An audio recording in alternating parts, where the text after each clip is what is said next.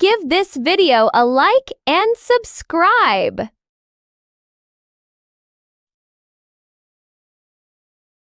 If you know what's good for you, you'll follow us on Rumble.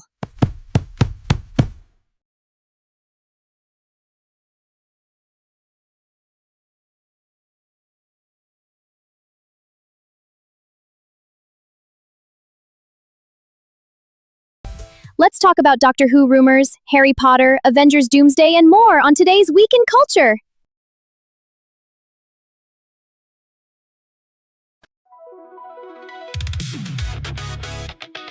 Welcome to the Week in Culture.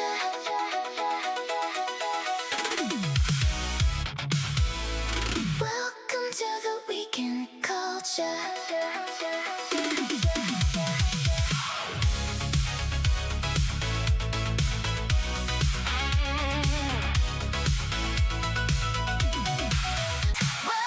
to the Week in Culture. We push back, push back.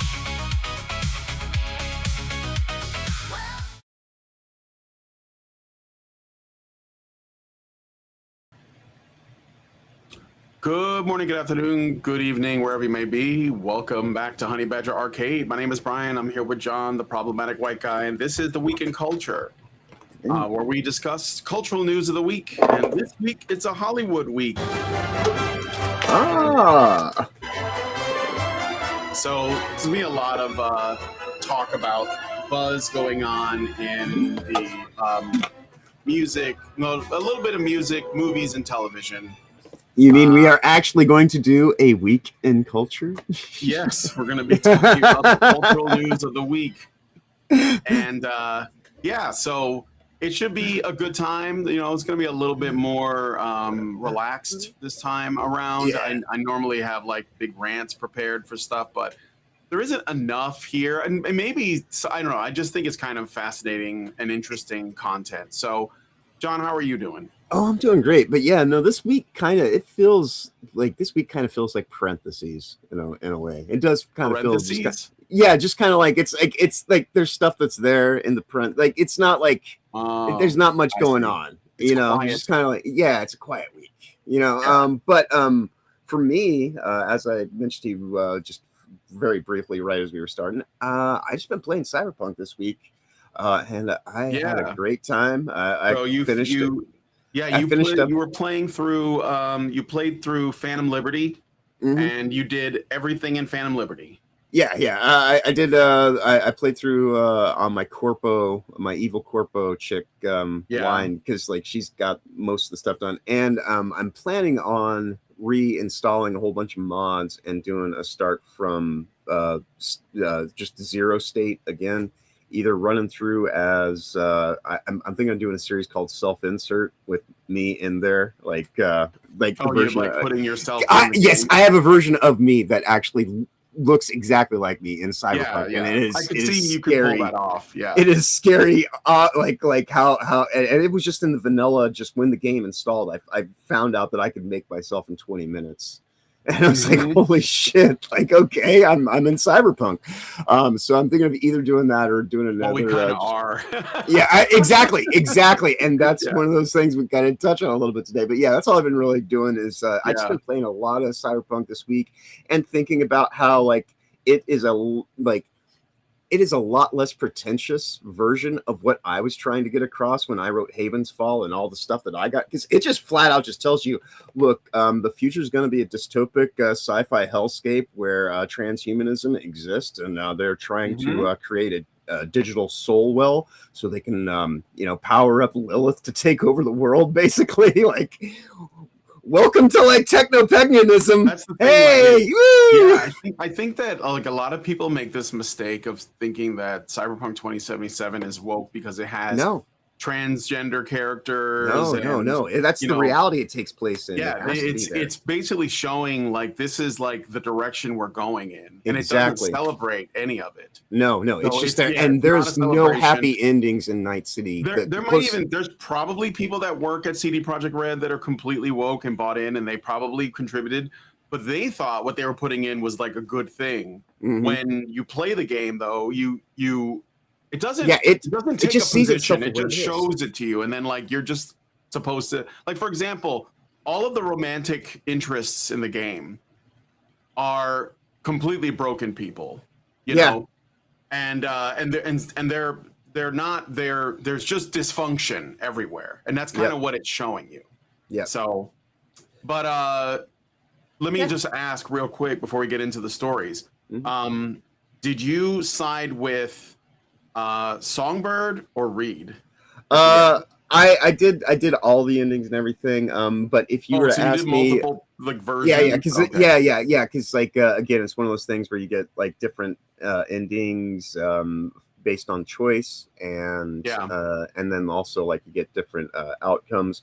On this playthrough with my evil corpo chick, I just kind of decided that, you know, given what happens right at the end, she's still who she is, and so she would have sold someone out to like get access to, you know, the tech.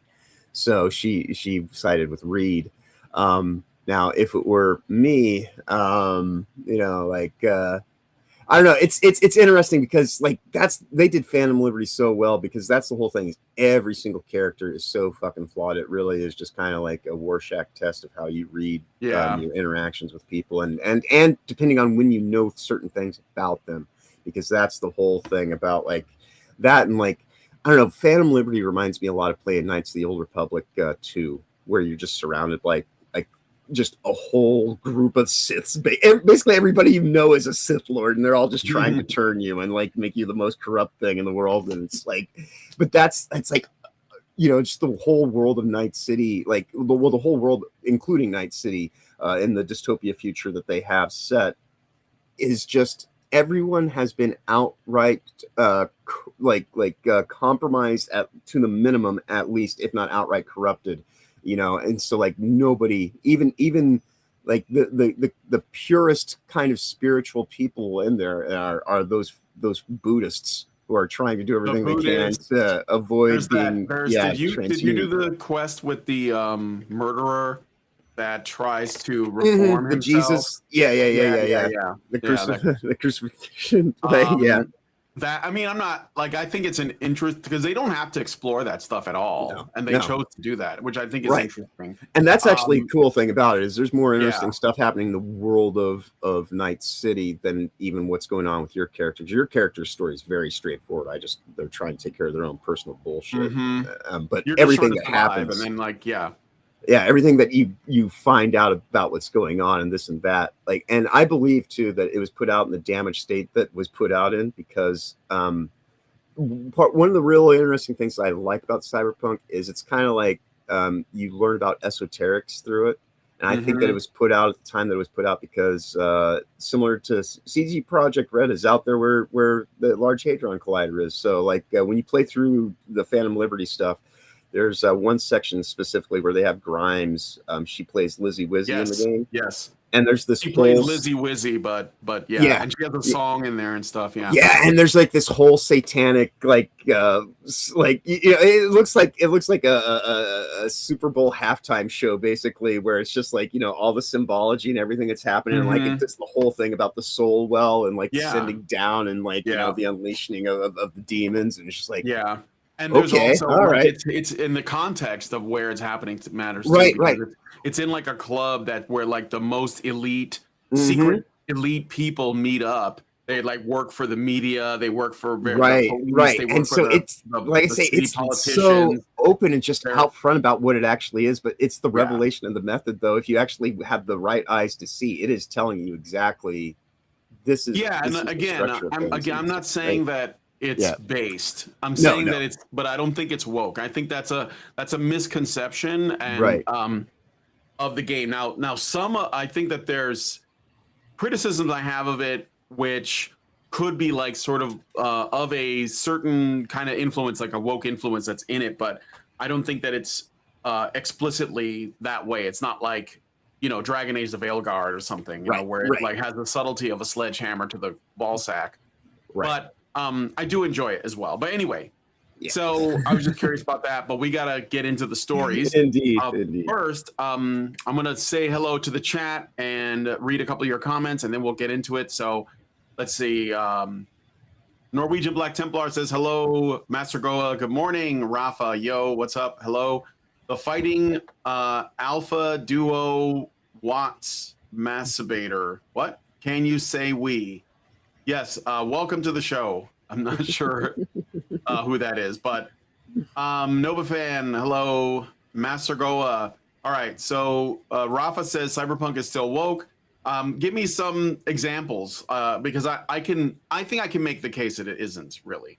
It may have some woke stuff in it, but so does reality. Like life. Right, and and if you start censoring the reality that we're living in the media, when you're actually talking about the future and how to deal with it, then you're not really helping it. Although, you know what, like it's there. I plan on getting into some of the stuff about all this over on my channel here in the next few in the coming weeks ahead, when I actually get my channel up and running. Now that I've got my system, I'm building studio. So yeah, I'll get more into, like, you know, the weirdness of cyberpunk. We can talk about it at that point. Right. But yeah. Master Goa gives us he doesn't give us, but he has a comment. He says, I just bought a hardback copy of Neuromancer, the book that created the cyberpunk genre. I'm going to give it to my nephew and remind him this was written before the internet as we know it existed. Yes. Yeah, I don't know that it existed at all. Like when, like it was it was basically like in its very, very early stages. Like it was like, you know, something that was still being worked on when that book came out. But yeah, really prophetic stuff. Norwegian says, rumor has it that the Hadron Collider is scheduled to fire up again in 2030. Indeed, it is. Oh, yeah, boy. I think it has. I think that in many ways has stuff to Gonna do with the open a 2030 portal plans. to the They're going mist. to open another portal, Living through the mist. and the world's going to be all weird and strange again. But you know, I say I'm planning on talking about all this weird wushu esoteric crazy stuff that I kind of like always touch upon on other people's shows and channels. But I'm like have my own thing now. I'm just actually going to go completely all out on that. So I'll get into that soon enough. I'll tell you all more about it when that's starting to come into fruition. But all right. But yeah. Master Goa says, my disappointment with Cyberpunk 2077 is there isn't more net running. I wanted more to happen inside the Matrix, not enough ice. Yeah, I agree. I think that I don't want to go like make this a conversation about Cyberpunk 2077, but as somebody who played a lot of the tabletop version, I would have liked to have seen them do the net running in the way that it is in the game, where it's sort of like a sub game within, it's like a mini game within the game. Right. But I guess the reason why they didn't do it, I don't know. But if I had to guess, I would say that if they did do it, then it would they would either have to completely redo the story to allow the roles to be a little bit different, because in the tabletop game, Netrunner is a role. It's not just, you know, in the video game, it's like Street Kid, which there's no such role as that. There's Street Kid, Nomad, and Corpo. And Nomads and Corpos are in the tabletop game, but there's also the Solo, which is sort of like a warrior type. And there's lots of other classes. And then there's one of them is the Netrunner.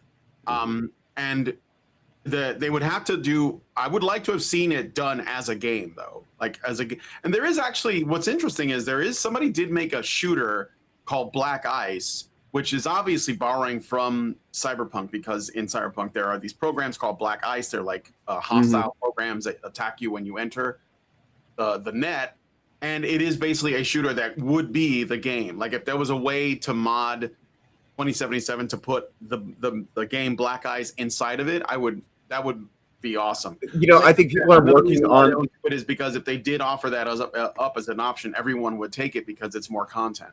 That the thing about the modding community, you are correct. There are people that are working on stuff like that. I know, because they got a few rudimentary games modding community in there. Okay, yeah, the modding community of Cyberpunk is fucking crazy, because like there's all the different versions, so you have to I spent most of yesterday just going through and just getting my my baseline established, and I'm also running on Linux.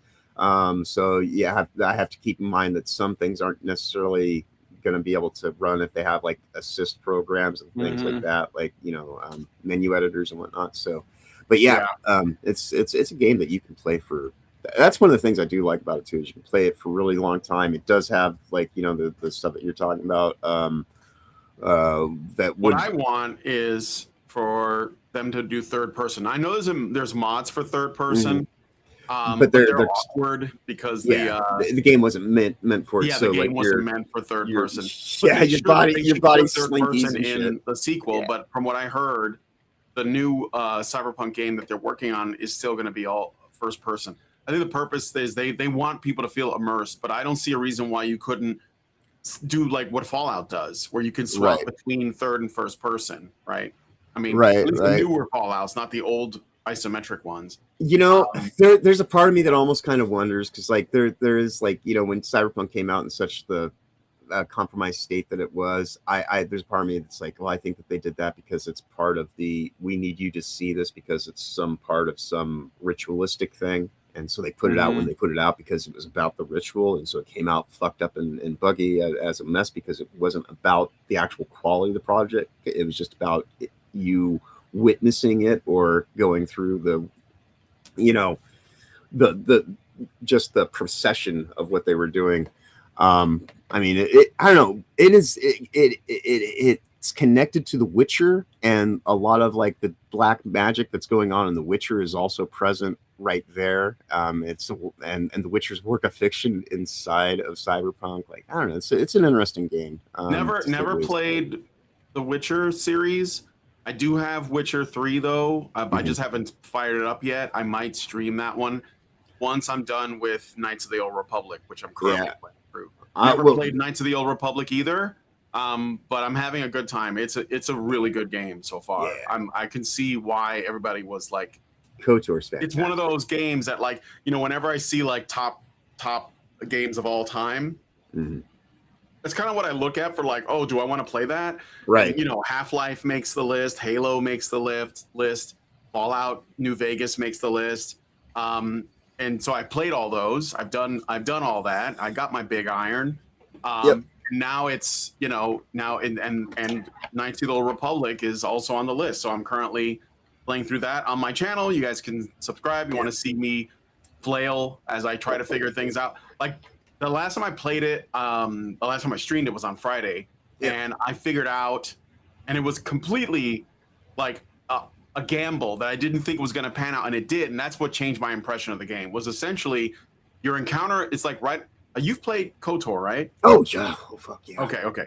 So in the beginning of the game, like I'm still very early in. I've only done like 4 sessions of it because I only play it when I'm streaming, and I just hooked up with Mission, and I forget the Wookiee's name, but there's the Wookiee and the Twi'lek girl, and we came across a Rancor we had to get past. Okay, there's a Rancor. And it was killing me. Like every time I tried to sneak past it, I tried to fight it. It was just like killing you with one hit. And I was like, okay, there's got to be something else.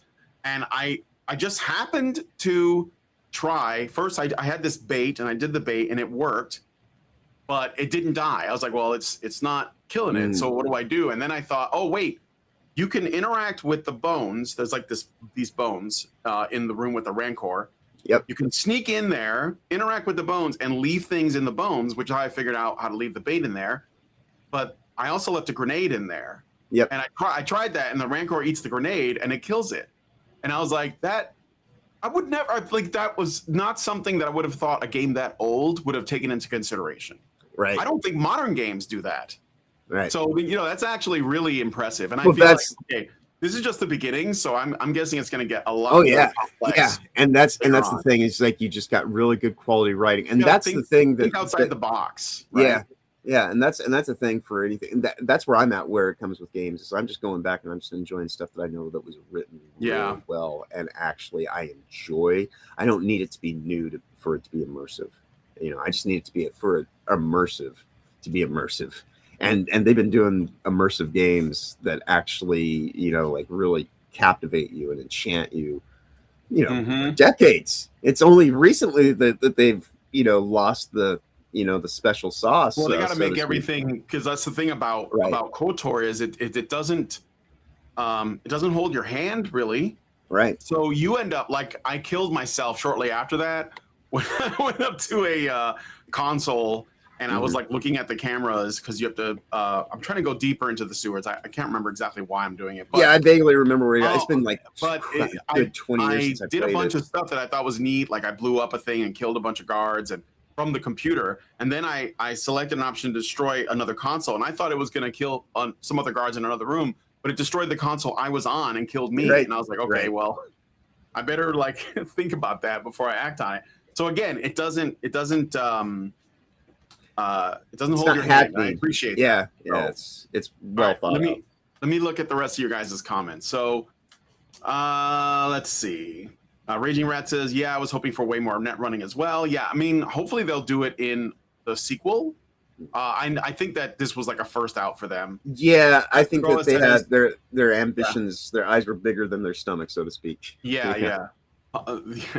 It might have existed on DARPA level, but I'd have to research the years when the internet was a military project. Yeah, that's the other cool thing about Cyberpunk is NetWatch is totally DARPA. Oh, absolutely. Yeah. Yeah. I don't think the team knew how. I think CDPR could only figure out shooting. Yeah. They're only doing first-person cinematic because it worked for Call of Duty. Yeah, I mean, I think that people... Well, here's another thing, too, that I don't get with them. I'm sorry, because I do have my criticisms of Cyberpunk 2077, but they're not on the basis of ideological grounds. They're more like missed opportunities. Like, why the fuck isn't the game VR compatible? I know that people have mounted it for that, but if any game should be good to go for VR, it's that one. Like that makes sense. So hopefully they'll consider that. I know that VR is not blowing up per se, and it probably unless the technology becomes really inexpensive, it's probably going to remain kind of niche. But if there's a few games that should have it, and I think that Cyberpunk is a game that it absolutely makes sense. But anyway, Norwegian says if you plan on playing Witcher 3, I recommend the Hearts of Stone DLC after the playthrough. I think it would be right up your alley. All right. James Splitter says, man, The Witcher 3 is a gem. I highly recommend. The quest lines and writing is so good. Yeah, I've heard. Well, the thing is, I know that Witcher 3 is the best of the Witcher games. I hadn't played anything by CD Projekt Red until Cyberpunk. And the only reason why I really wanted to play that was because I have the tabletop game holds a place in my heart because it was like my friends and I bonded a lot over that. So I was like, oh, I want to try this. And it wasn't exactly what I wanted. I think that I would have liked to have seen a Cyberpunk RPG that played a bit more like a Baldur's Gate 3 or Shadowrun. I think there's like a Shadowrun game that, you know, and I'm not a fan of the Shadowrun setting because the magic stuff I think is a little bit out of place. It seems anachronistic to me, but I would have liked to have seen a Cyberpunk game more like that, like a turn-based RPG with a crew. I like those kinds of things. Yeah, it's funny because like you say that, and then like you get to like what the ending is with Songbird, and it's like, well, I think that's pretty much. I would definitely call that magic. Yeah, it's true. Well, that's the thing. I like it when you stay in technology, but then you have things in it that appear to be, you know, on the supernatural side. Right. There's a cyber psycho that you have to fight.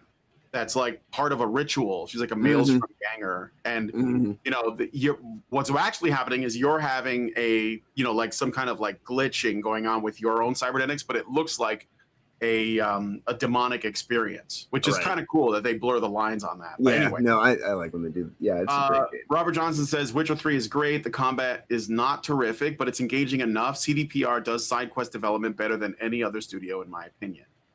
Okay. Toasty with the Mosty says, ooh, John's hair is slick back, and then says, hi, Brian. Hi, Toasty. Welcome. Toast. Then she says, John, that hair is doing something to me. Well, go to your bunk and come back later.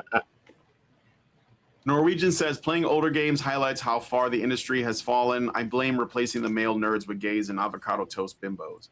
Yeah, for sure. Raging Rat says, prototype engine is what you're doing. Prototype engine. I don't know what you mean. Witcher 1 has best atmosphere, but the combat is rough to say the least. Okay. I only own the third one, and that was a little bit of a concern for me because I didn't want to What I'm wondering about is if I just start playing The Witcher 3, am I going to be lost? Like in terms of like the story, because I didn't play the other two, and I don't have. Yeah, I do actually own the entire trilogy, and having finished up Cyberpunk with the references that it makes specifically to the Witcher series, I'm very much thinking about going back and starting. Yeah, at the beginning. People were telling me to play Mass Effect too. I never played those. I might check them out later. I don't know. But one game that you should look for when it's in CULT-ure, I see what you mean, Raging Right. Okay. Yeah, one game you should look for when the price comes down on it. Hopefully during like one of the next Steam sales, if you haven't picked it up already, is definitely get the RoboCop games. The what? RoboCop. Rogue City and Unfinished. I have RoboCop Rogue City. I have the first one. And I haven't played that one yet either. And I mean, you'll enjoy those. Those ones are good. Yeah, they're really good. Yeah. Tosi with the most C69 says, I woke up being mass reported by a troon. Yeah. How does one troon mass report? They have whisper networks. Good mood right now, regardless. Fucking trannies, I hate them. Yeah. You shouldn't hate anybody, Toasty, but I understand. Norwegian says Witcher 3 stands on its own. Tough, you'll be missing out on some context for the story. That's okay. I guess I'll figure it out. And if I like it enough, maybe I'll go back and play the other two, even though I know that they're not as good. Yeah. Okay. So, with all that out of the way, we got some stuff to get into. So let's get into it. I want to start with Harry Potter stuff. Might as well. Sure. So let me just let's look at this. Okay. So you guys know that Amazon or HBO, right? Not Amazon. HBO is doing a new Harry Potter series, right? And of course, everyone's making jokes about the casting choices and whatnot. But this is not what that's about. Apparently, there are two prominent TV directors that have publicly revealed that they have turned down opportunities to work on HBO's upcoming Harry Potter series. Why? Because of J.K. Rowling's views on transgender issues. Speaking of trannies, right? Thank you. Yeah, maybe the first person to say thank you for your sacrifice. Yeah. All right. So yesterday, Canadian director Ali, of course it's a Canadian. What is going on with Canadian? I knew it was Canadian just based on this image, to be quite honest. Canadian director Ali Panku, who has worked on Black Mirror, The Great, and Schitt's Creek, posted on Instagram a screenshot of a text exchange with her agent. The agent asked if she'd be interested in Harry Potter, noting it would likely be a hard no. Panku replied, absolutely fucking not. LOL, but thank you for asking. Her agent agreed. In the caption, Panku wrote, it simply is this easy to say no to funding transphobia, clarifying it was for directing, not acting. Well, she's not an actor, I guess. In the comments, Kate Herron, another director who worked on Marvel's Loki season 1, that show sucks, okay. Plus worked on Sex Education, The Last of Us, yikes, and Doctor Who, which we're going to get to later. So another one with a really great CV, I guess, responded that she had also been approached. Quote, they asked me twice, and I've had to explain my answer is never going to change from a no, end quote. Panku later praised her for turning it down twice. So they were basically like touching each other inappropriately over their decision to not work on what would probably be like a pretty easy project because there's already existing material and they'd probably be well paid. But they're too noble for that. So the HBO series, which is the first season's going to adapt Harry Potter and the Philosopher's Stone, is set to premiere around Christmas of this year on HBO Max. And it's been facing ongoing controversy due to Rowling's role as an executive producer and her public statements on sex and gender, which critics label transphobic. Rowling has consistently denied this and defended her positions as rooted in sex-based rights and free speech. Some actors and creatives involved have addressed the issue in interviews, while others have stayed quieter. HBO has not commented specifically on these directors' rejections.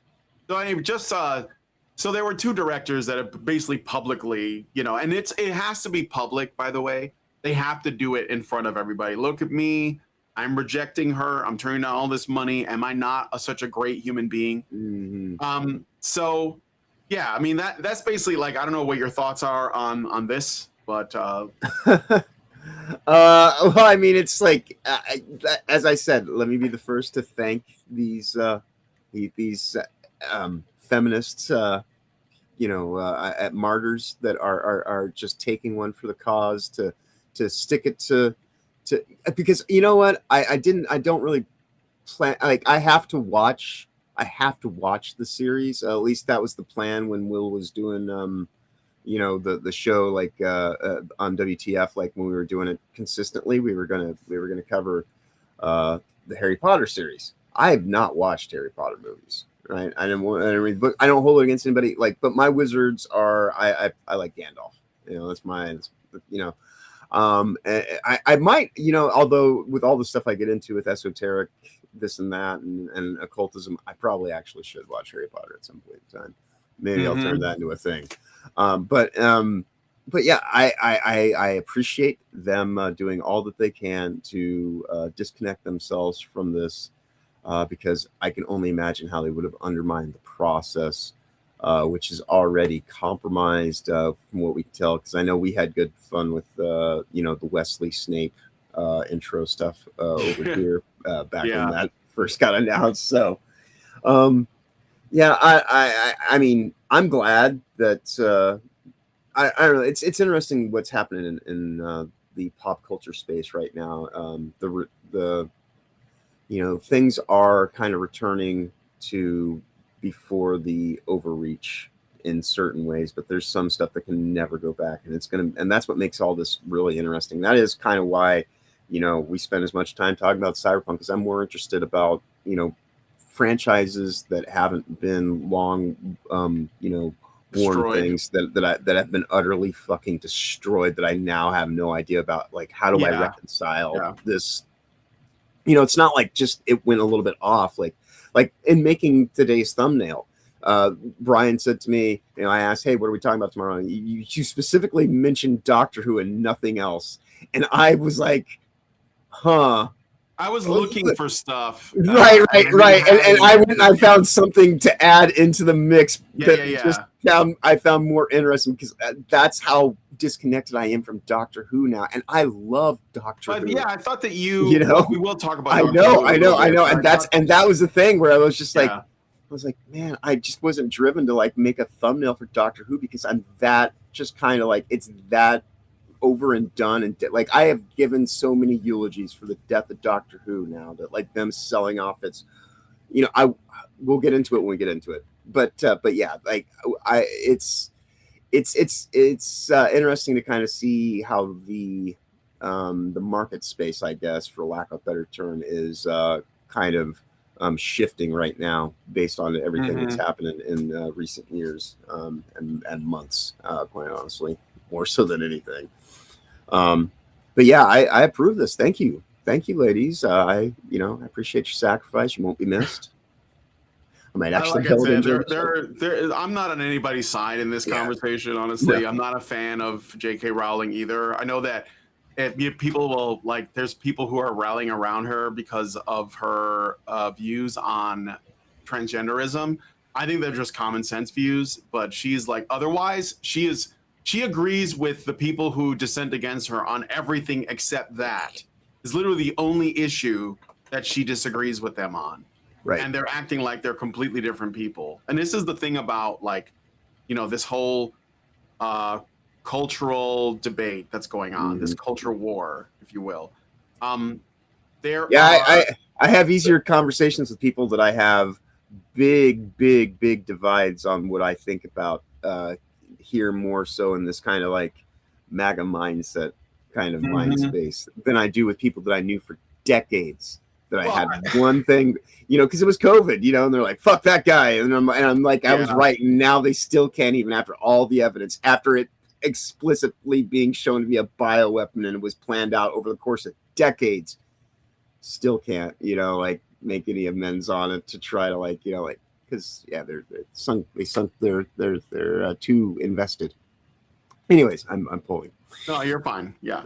Well, yeah, like I said, like I think that what's funny about it is though this thing with J.K. Rowling and these two directors or whatever showrunners fighting about this, and it's become like a story everybody's talking about. But of course, like there's always been the sort of like let's just put it like this: J.K. Rowling is essentially a gender critical feminist in that she believes that like the trans thing she doesn't agree with, and the reason why has nothing to do with like her, let's say, understanding of biological reality so much as is she doesn't like the idea that there are men who think they're women. Like she probably doesn't care that there are women who think there are men nearly as much. So it comes down to, I don't like the fact that there are men trying to adopt my identity or something like my sexual presentation, and they're making it into a mockery. And I understand that, but the truth is that it's her ideology that created this problem. Like men are tuning out because of feminism. Well, I think that in this for it. Now, the people she's up against are the gender inclusive feminists. So they're just a different kind of cancer. It's like, oh, do you want throat cancer or do you want ball cancer? Well, how about none of those? Right. But the other problem is that this is where the conversation is. This is like these two groups are well situated within the Overton window of acceptable conversation. So people who are like, you know, what's that Family Guy meme? You're both just terrible. Yeah. Kids. You're like those people are not a part of the conversation. And so this is the reason why I brought this up, because I'm showing you all where the Overton window is at in terms of acceptable speech. And I mean, granted, normies, like normal people, would probably side with J.K. Rowling and side against these people. And that's another thing, too, to point out, is that the belief that feminism itself is a net positive for society, and the only issue is that it went a little too far over here, or it went a little off the rails. That's a fallacy. That's a mistake. I made a video about it not long ago. Mentis Wave, who has been on the channel before, he's a very big like hoppy and libertarian guy. He made a video and he basically he dismissed feminism as silly. And like, oh, it's so easily debunked and it's so silly and look at how wrong they are. And like, yeah, all that's great, but guess what? They still hold all the reins of power. They still make billions, if not trillions of dollars. They're still influencing the future generations. Right. Dismissing it actually gives it more power you can call it silly if you want to. Yeah, but you'll get dragged off to get castrated by a machine calling them silly the whole way, but it's still happening because they don't care about what makes sense or what truth is. They only care about power. So once they have it, they're going to use it. Right. So, and they will use power to create more power. Yes. It's interesting too. Like with the J.K. Rowling stuff. What was my? Because you were making a point, and I lost it. I'll see if I can get it back. But what was it about the Overton window? To some degree, but I'll remember it again. Okay, that's okay. Yeah. Well, I'm gonna be moving on. I'm gonna read some of your comments. So if you remember, I'll pepper interrupt me or whatever. Yeah. All right. So Master Goa says Troons are like game journos. You don't hate them I do remember. Yeah. Okay, the one reason why she is slightly based in this one area is only because of her own personal history and her experience being a homeless woman in a halfway house, not wanting to be housed with dudes, because she didn't want to be assaulted. I understand. But that's one of those few things where it's like, like she can be myopically based in like she has one foot in reality because of she actually had to, she had a grounding point where she actually had to go through an event. And so that's why all the other, because if she didn't go through that, would she bend the knee to the woke mob? Yeah, because everything else, she wouldn't even have to bend the knee. She'd already be, she'd be she would be ascended. She'd be like that Lannister chick that's getting or whatever the fucking Game of Thrones meme is with the chick getting fucking moved around I didn't watch Game of Thrones. I didn't either. That's why I think it was one of the Lannister chicks. A little too nihilistic for me. But yeah. Okay, so That makes sense. Beaten Zone Magnet, welcome to the stream, says if Hogwarts was in the U.S., there would be a wand massacre by the Quiet Kid. That's funny. Let's see. Master Goa says, I like the 11th Doctor, best story arcs and best dynamic with his companion. Also like the characterization of Matt Smith's Doctor. Okay, we're going to get into Doctor Who in a little bit. Frank Blaskowitz says the billionaires can fight her own battles. Yeah, right? Norwegian says feminists create a monster, puts on a shocked Pikachu face when the monster bites them in the ass. Well, they were creating monsters before men started tuning out.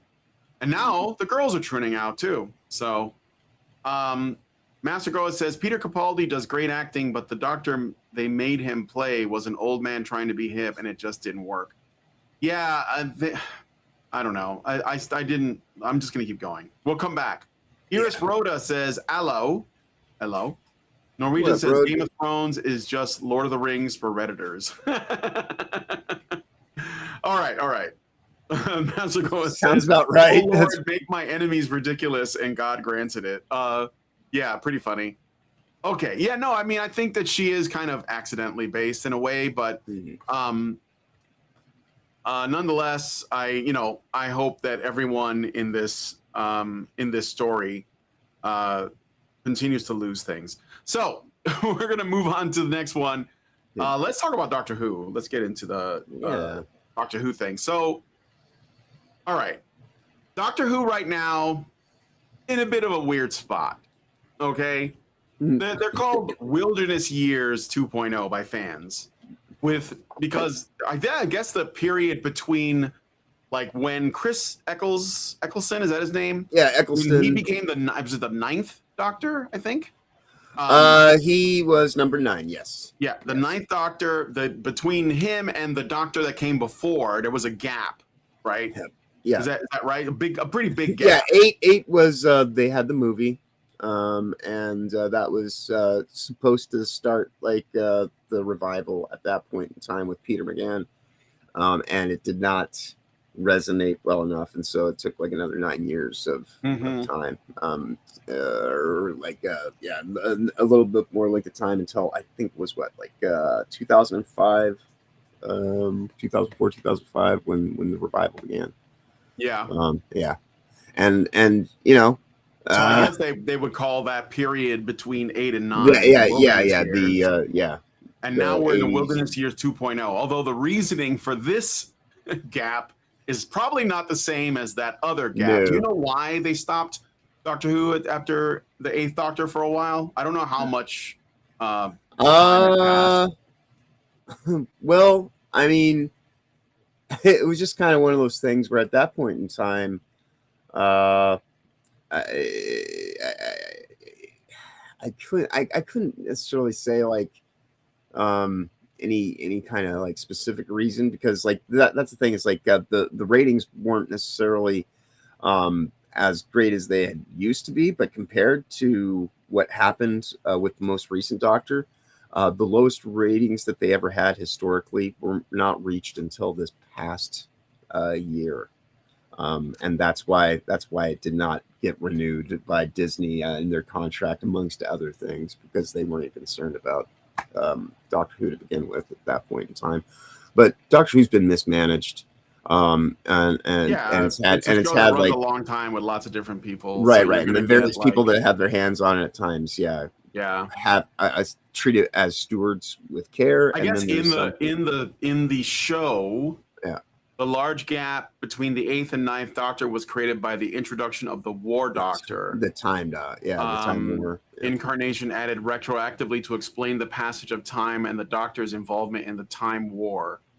The War Doctor was inserted between the 8th and 9th incarnations to account for the hundreds of years the Doctor spent fighting in the Time War, a conflict that made the 8th Doctor feel unworthy of his numbered title. And that was the one where it was John Hurt played the... Yes, the War Doctor. Yeah, John Hurt's great too. It was a great Doctor. But okay,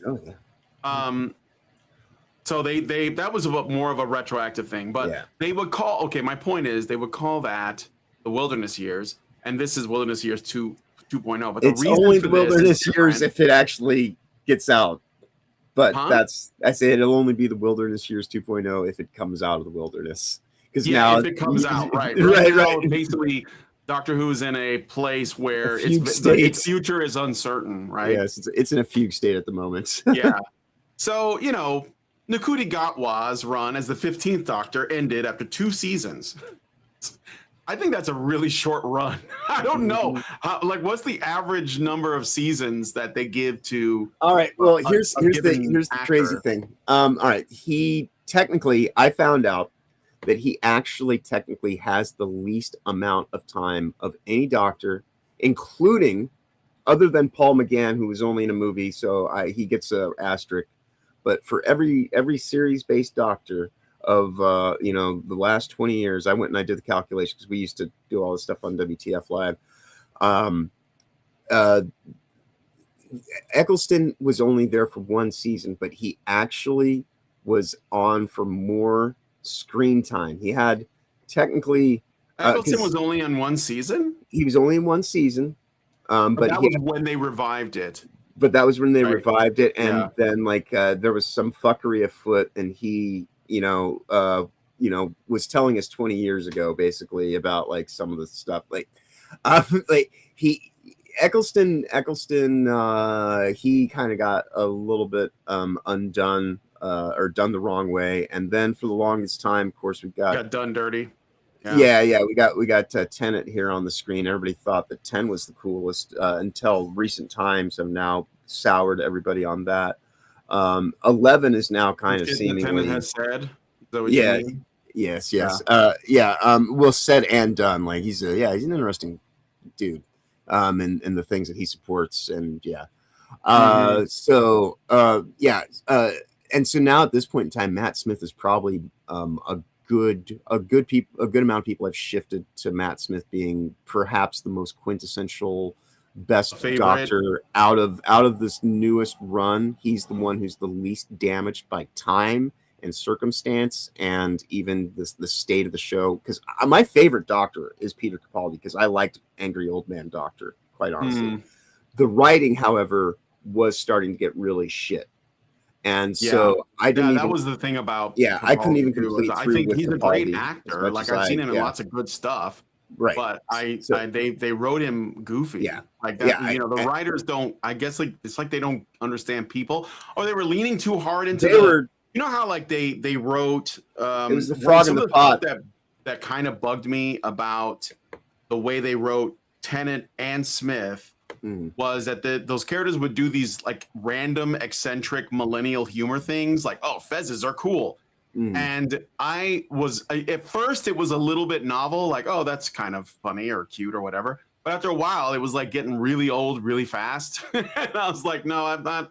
And then they did it with Capaldi, and I didn't know whether it made sense for each Doctor to have its own personality. The sonic sunglasses. They were trying to carry things over from previous incarnations that they thought worked, because when, like I said, when Matt Smith was like eating fish sticks with yogurt or whatever it was and putting on a fez, people were like, oh my God, he's so random and funny. We're gonna like do this all the time now. And I think that's what bugged me, but I don't know. Maybe I'm wrong.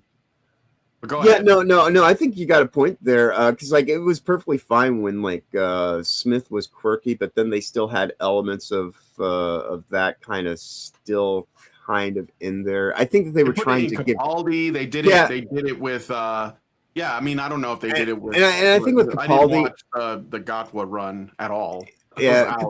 You know how Disney writers just can't help themselves and they undercut anything with like putting some kind of stupid fucking a joke. Even in the most tense moment, right, and I think that's kind of what was going on with Capaldi's run, at the least, and then it completely descended into, let's make this all about diversity, magic, and inclusion, insanity, and all, and it really like starts going into that, and I gave up on Doctor Who when Bill showed up.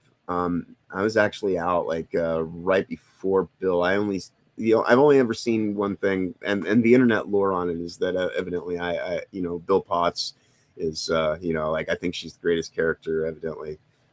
It's like the old lore from WTF that I'm like the Bill Potts simp, but I've only ever watched one thing with her in it, and that was The Tale of Two Doctors, which was one of the Christmas specials. And I watched remember that for Yeah, WTF. that was their Spider-Man No Way Home. Yeah, episode. yeah. Another one. Okay. We're getting off track, but I'm trying to get everybody caught up on what's happened. Right. So, Nakuti Got was run. It's the 15th Doctor. Ended at the 2 seasons. The final episode, called The Reality War, featured a regeneration sequence involving Billy Piper. So basically, he regenerated as Billy Piper because they're out of ideas. Yes, they were like, yes. let's bring her back and make her a doctor, I guess. Yeah. And they a propositioned fan favorite. That's another thing. So what was it that? was so retarded though, because she was actually scheduled to start a new series. Like this was a dumb idea from the onset. Right. Like Poor timing. this was never going to work. There's no way it ever could have possibly even it could not have manifested, even if they hadn't been getting shit canned and trying to lie about that and gaslighting everybody. Yeah. So as of right now, they just did the regeneration thing. They just put in Billy Piper and they dropped it. They didn't like do anything with it. We don't know if she is the 16th Doctor, if she's Rose, Bad Wolf, the Moment, whatever. And there was going to be a Christmas special, but it was canceled, so we're not going to get one, right? Or the previously announced 2026 Christmas special has been canceled. And so industry reports from insiders suggest that there's a return no sooner, so it's going to be the soonest 2028 or longer, could be several years. Right. And I would be honest, anybody who buys it, I would not fast track it back into production if you want to make your money back.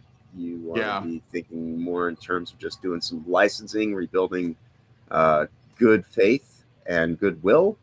And taking the time to actually figure out how do we go and structure a story that can actually get back the audience that we've lost, not trying to create some new audience, or because that clearly didn't work, and no one should ever try to create a new audience while they have like a decades long fan base. That's just fucking retarded. If they're ever to have any opportunity to fix this thing, they have to go back to when Capaldi was stuck in the time dial. That's the only way that I see it. Well, we'll get to that. We'll get to the speculation. So, okay. So you guys know that Disney Plus was also involved, but their partnership ended after those 2 seasons. So, and the related spinoff. So, like, Disney's no longer partnered with the BBC, I guess, that produces the Doctor Who show. And Russell T Davies, who had returned as a showrunner for the 2023 specials onward, and his company Bad Wolf have both exited as well. So no longer involved. And what's going on right now is there's a spinoff coming out, I guess, called The War Between the Land and the Sea, which aired on BBC One in December of last year. Yeah.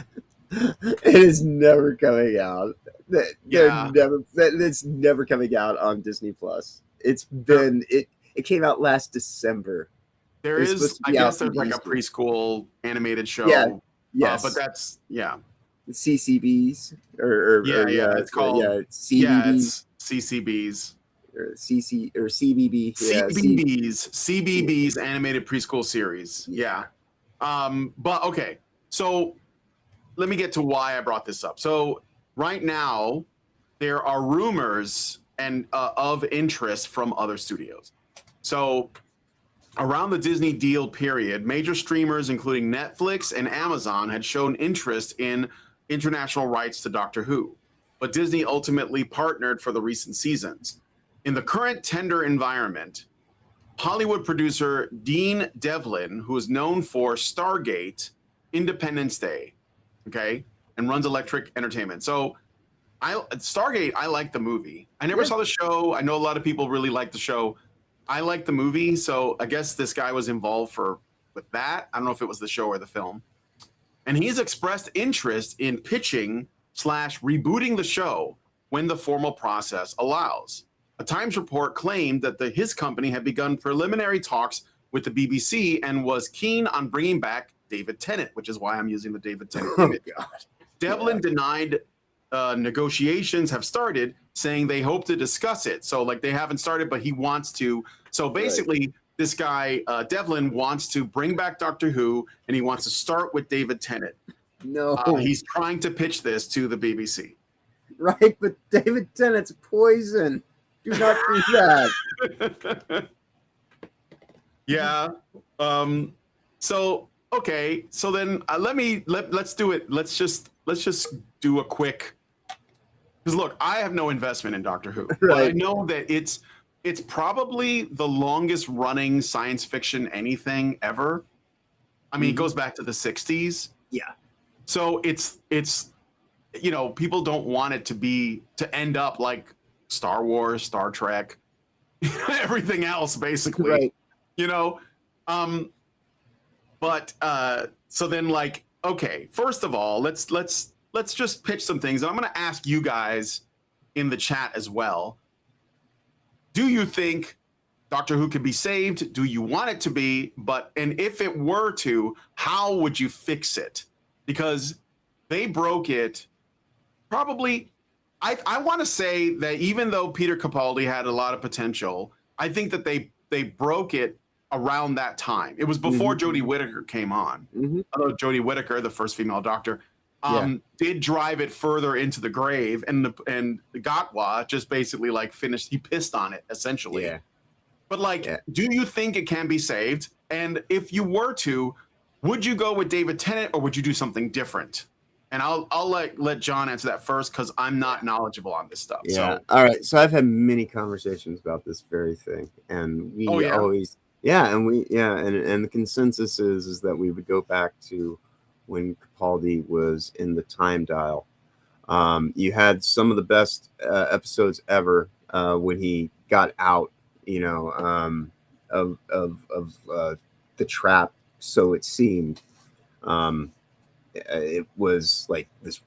Those are some of the best episodes ever in Doctor Who in terms of just character exploration and this and that. But I would much rather have, he never actually really got out of the dial, and there's a way to he was just constantly just being. He just basically went from one matrix to another, basically, kind of, and he still doesn't realize he's trapped in the thing. I think that's about the only place that really even logistically makes sense, where you have a point to where you could go back and say, all right, well, everything that you see is valid to some degree, but it's not really the Doctor. It's a reflection of the Doctor, but it's through a cracked mirror, so to speak.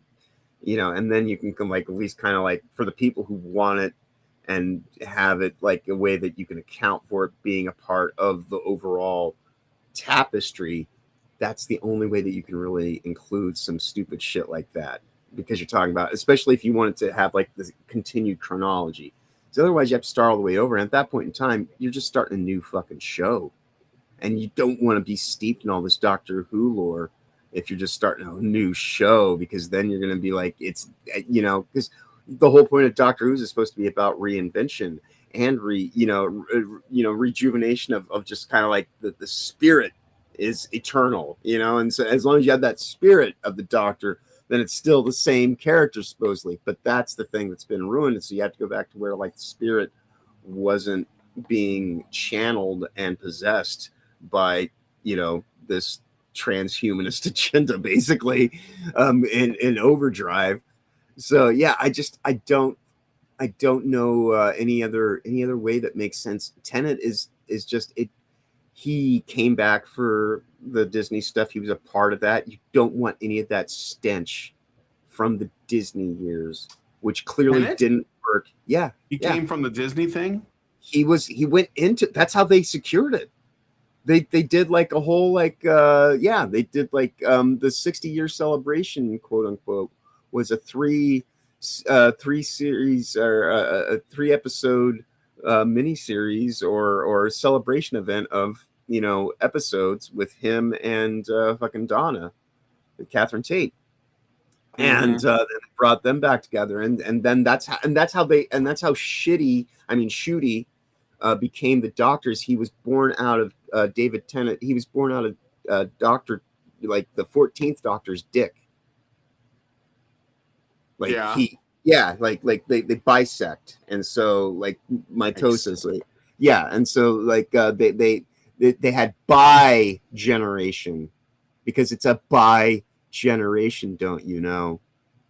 Like the stupid shit in the writing. So like and so like I remember all the when they had like and the so non-binary trans character on there. So that's what I'm saying. Like people think that it happened when Jodie Whittaker came out. No, Jodie was bad enough. Before that, it was Jodie and honestly, Jodie, like if I had to choose between watching, because also the thing too about the Disney years, Doctor what the fuck, as I like to call him, instead of Doctor Who, because he was totally something else. But with Doctor What the Fuck, his seasons are much like most things in streaming services. It's trumped up bullshit that doesn't actually add up. And so it's 2 seasons because if you actually truncated one season, it's one season. It's just split into 2 parts, and like and none of it's really good. And so it's just like it's all a wash. I would not want anything that had any connection to that. And David Tennant being a part of what was that whole thing, he's completely snake bit. You do not want to even if you think you have a good idea with him at this point in time, he's part of that, and you don't want. You do not do this on a nostalgia thing unless you go with somebody who doesn't have tainted, nostalgia towards them. And for most people, that's Capaldi. Capaldi's the last bit of goodwill that you have in the link, in the chain links to go back to. And if you want to actually tie it in and say, oh, well, that's there, and it can kind of be its own little thing in a little pocket universe of just the Doctor's mind, so to speak, his identity crisis, if you will. And then, he can go back on to being the Doctor when he gets out of that thing that he thought he was out of, but only actually just began and completely lost himself so he can find himself. If you want to do something about how you reaffirm that the Doctor is actually really a dude and all this stuff was bullshit, you have to it has to be complete fucking mea culpa. And I don't know that you would have to have a completely different group of people who want to do the Doctor right and do service to him and undo all the last decade of time of fuckery, because it wasn't just a bad season, it was a decade of the 20 of just the little over 20 years that Doctor Who has been revived. Half of it is shit, and not just bad, toxic, fucking terrible, stop this now, please, shit. And so it's so then okay. So you're saying that if you were, first of all, if you were to bring it back, do you agree that you would bring it back, or we just let it die?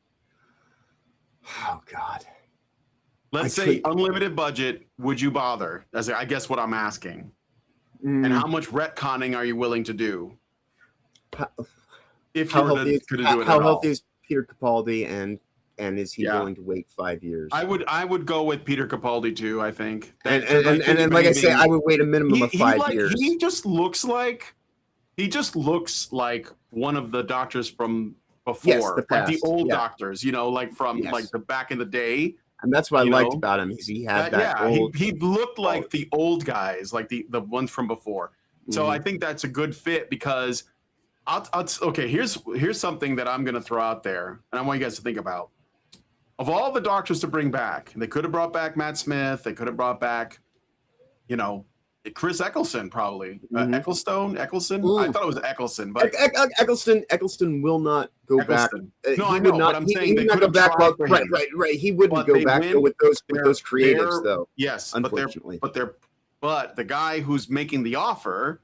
Right, he could be willing now. So why? Because they're not involved. Why Tennant though? Why would he choose David Tennant of all the guys they could choose? Why would they go with that? I think I know why. What's up? You want to know? Yeah. I think it's because Tenet was very popular with ladies. Oh yeah, Like easily the most attractive to women was this doctor. They loved him, and But so that was- they think it's easy money to take the guy that the ladies liked, and they were pushing him as a kind of sex symbol. Okay, Right. this is something that Doctor Who had not historically done ever, because it was a family show. The character was supposed to be eccentric and strange. Actually, some of the old stuff was actually pretty hardcore. I remember, is it Baker was like snapping necks? So he wasn't like the non-violent pacifist that they made him into. I get it though, because again, it's a family show. You got children involved. But this guy, I think they were pushing him because he makes the ladies wet. That was it. And it's basically guaranteed ratings. And if you put something in a story that's fuel for, fanfics and, Tumblrinas like writing their own fucking stories about it, it's gonna be good for ratings. It's the only reason I could think of to put him in there is that the ladies like him. That's it. That's what I think. Yeah, I suppose that would make that, and Matt Smith is also at this. He point is popular, but he's a little weird looking. That and he's also, I think at this point in time, he's beyond their means. Yeah. He's basically like he's doing Game of Thrones costs now, way right? too much. He's doing what you call it? Game of Thrones, the fucking he's doing that House of the Dragon. He's doing House of the Dragon. Yeah. So he doesn't need this. Like Tenet's only done Doctor Who, and then he's done I think he was in a Fright Night remake, and he was on another show called Good Omens, and he was in that Jessica Jones garbage, back on Netflix, and that's all I know him from. But again, popular with women, so I think that's the reason why they're going with that. But I think you got a good idea. I wish that maybe you should be show running. Maybe you could save Doctor Who. Well, like I say, they have to be willing to wait like a good 5 years while we go and actually. That's what I think they're doing that now. They're waiting for people to forget how bad it got, and then they're going to try and bring it back. And 5 years is just like a minimum. And like I say, I want to know. I would have a conversation with Peter Capaldi and be like, "How healthy are you? How healthy do you think you'll be?" How can you hold off for another decade? Right. But I think the Doctor should be older. I don't think he should be like this. This. I don't think he should be this age, in my opinion. Yeah. I mean, the actor should be older. Not the character. I know the character's very old, but all right. Well, anyway, let me see what you guys are saying about this, and let's see. We'll move on after that. So Iris Rhoda says Smith's first season is my favorite in 2005 plus. Who? Okay. Fine. I mean, Smith was okay. The thing is, when I think it was during his run, that I started to see some of the woke stuff coming through. Like there were these side characters. Oh, Clara becomes like the main focus, the impossible girl, quite literally. She is. Oh yeah, right. Played by the brunette, right? Yeah. That's true, but that wasn't. But that's true, but that wasn't really what bothered me. Right. Yeah. No, there were these two side characters, okay, that you would get episodes of sometimes. There was I don't remember the alien race, but it was like there was a reptilian woman in like Victorian England, and she was a lesbian, and she had a girlfriend. Yeah, I think it was a black woman. Yes. And they were basically solving mysteries. They were kind of like Sherlock Holmes and Watson type of thing. And they had a horse. Their assistant or servant or whatever was like one of these other aliens. They're like these guys. They look kind of like Humpty Dumpty guys. He's like they're very warlike. You know what I'm talking about? Yeah. I can't remember. I don't remember what they're called. I always never forget. I have a hard time kind of remember like the whole. You guys probably know all the various aliens. I remember the reptilian alien chick was a recurring character in a couple of stories, and I'm telling you, every single time she showed up, we had to be reminded that she was a lesbian woman living in a time, because he was in Victorian England, where that was like highly frowned upon. It just they drove it into your skull with a fucking all of the subtlety of a railroad spike, and I was just like annoyed. I was like, I don't care. And like, this is the thing that because it didn't have anything to do with the plot. It was just like this thing. It was like a PSA. They had to remind you, it's hard to be a lesbian alien chick in Victorian England, guys. You don't say. You and don't say. It was, and then of course this is another thing they do in these science fiction shows too. There was like that alien guy I was talking about. That he was like kind of a warrior. I forget what they're called, but you guys know. And he was like the butt of every joke because his solution to every problem was always violence. And I liked him the most. I was like, I like this guy. I mean, and granted, I know what they're doing. They're trying to like shit on that. But that was before Jodie Whittaker, that was before that. And that was when I lost interest, to be honest. I think RTD, you can't spell retard without RTD. Is what we always like to say. And he bought into his own hype. He's like a gassed up mid, which happens a lot in gassed up mid. Right. But he's also like, he's a queen. He's a bitch. He's a bitch queen, like extreme, like we're on the exploitation. Well, so I can't say the fullness of what I would have said. But he anyways, RTD bought into his own hype and just got worse and worse over time, and so it started coming out, through the writing more and more and more as the seasons wore on, and got to the point where it just was absolutely just sickening, effectively, and then like there's also like the Chibnall years were not exactly anything great either. Chin balls, like there's it's just like Moffat is not without like his moments of kind of, so it's been a mixed bag, which generally anything that comes out in this time frame I think kind of would be, and with Doctor Who being the kind of show that it is, I expect there to be things in there that are going to be, kind of third rail issues and weird shit like that. But they just completely fundamentally undermine the sanctity of the Doctor. You can have the world that it's in be woke as hell. Fine. But the Doctor shouldn't be.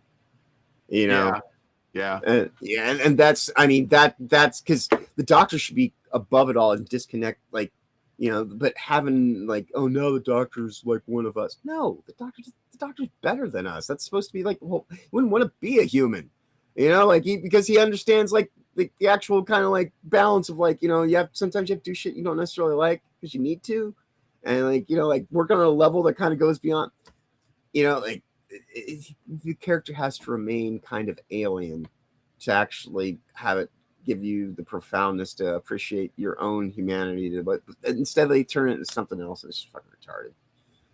It's like MCU for the BBC, and just like the MCU, it fucking fails, steps on rakes, and just kind of ends up, like doesn't have enough to like carry itself over. More than likely, at a certain point in time, it's going to run out of steam. All right, let me look at some more comments.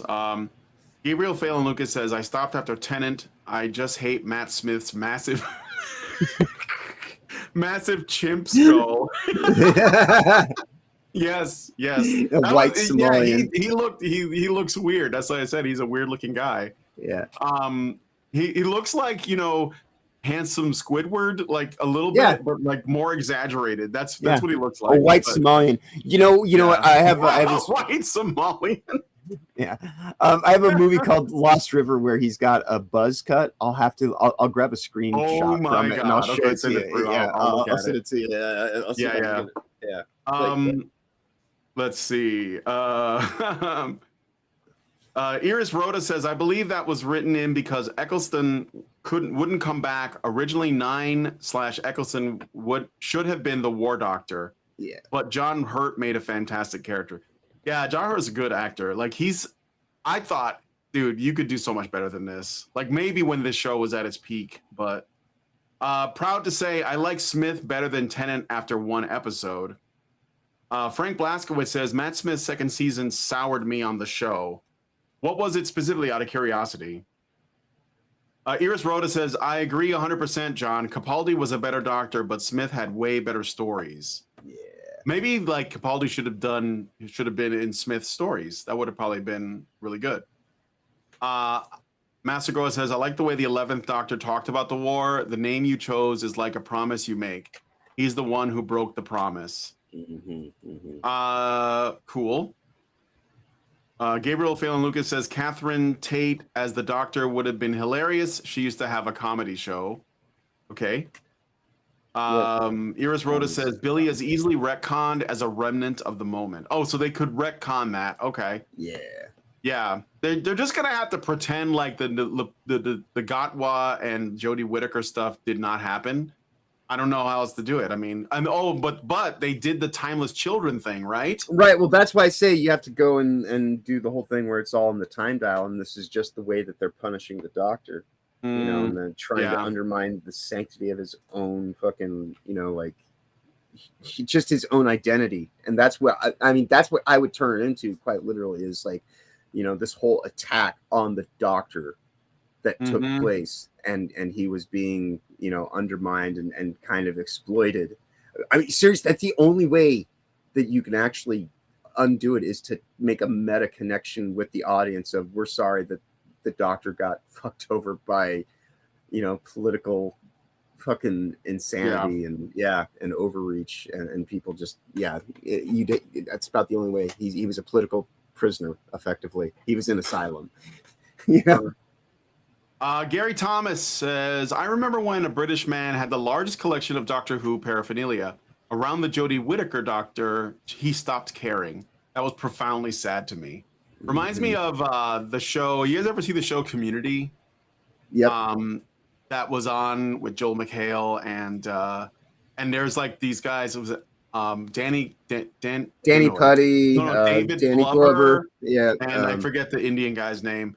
And they're like Putty. big fans of this show called Professor Spacetime. Yep. And it's basically Doctor Who. And but they actually, in the show, and this is before the Jodie Whittaker thing happened, there was references to a female Professor Spacetime that killed the franchise. And they were really upset about that. They're like, nobody talks about her, you know, and I thought, that's so funny, because at that time I was like, they're gonna give us a female Doctor at some point, because I was kind of watching the show, and I was like, yeah, they're gonna do it because they have to do it. They can't help themselves. Sure enough, Jodie Whittaker happened, and it did the thing in that to Doctor Who that Professor Spacetime, their sort of like, you know, funny reference did. I mean, it was lost for me before that, but for a lot of people, the Jodie Whittaker thing was the last straw. Yeah. So. All right. I don't know if you can do this with this, but here is. Are you gonna send it to me? Send it through. Yeah. Okay. All right. Here's what he looks like with the buzz cut. Yes, I chose an even more silly image just because I was like, oh my god, that's funny.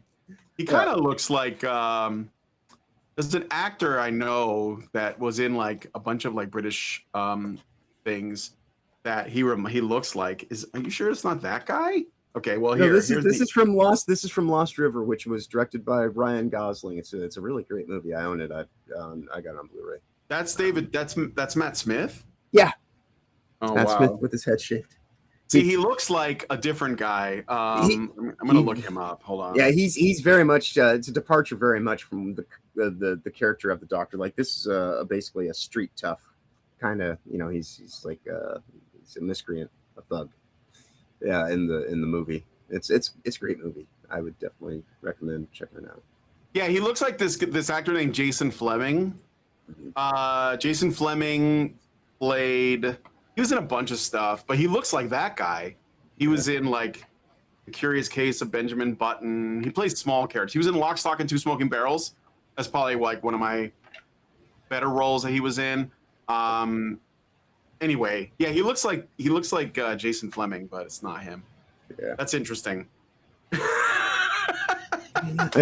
I saw an image with him giving the Zeg face. So I was like, well, clearly he's lifting weights, Well, so he actually is being like he's strained. trying. Yeah. But yeah, like. All right. So anyway, let me see. Gabriel says it should remain British. Last thing it needs is a foreign influence. No, I agree. Yeah. Russell T Davies is like David Jaffe. They used to be good at what they did before going woke. Right. I hate to break it to you, but David Jaffe was always woke. He just thought that he could have his cake and eat it too when he was making God of War, and he would tell you that his values hadn't changed. It was just that he was challenged with, like, essentially he was challenged on his worldview front and center right around Gamergate, honestly, and he sided with the enemy. So what are you gonna do? Okay, so 1963, even older than Star Trek. Yeah, that's when Doctor Who started. It's old.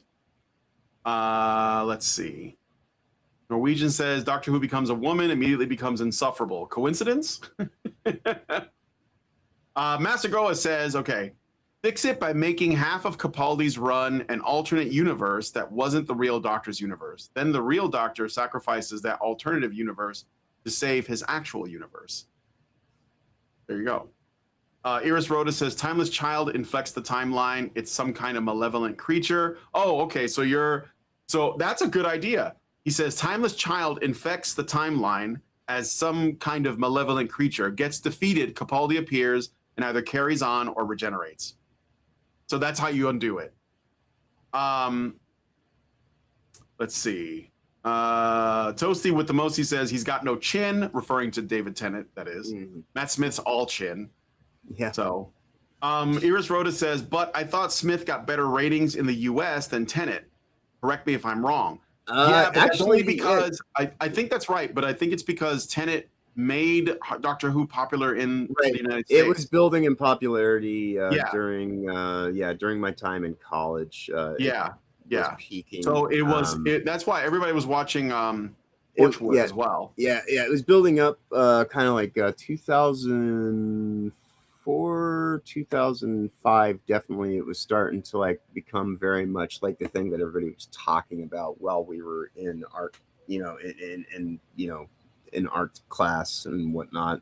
Just hanging out. It was the pop culture zeitgeist rising barometer starting then, and then.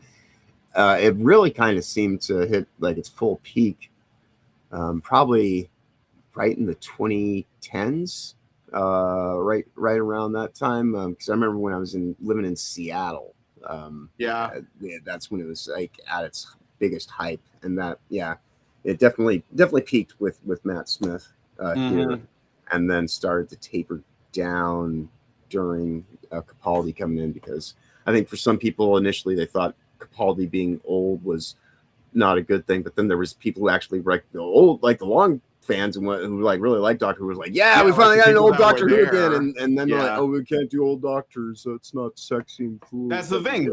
That's exactly right. The new Doctors have to be sexy. That's how we got here. Partly.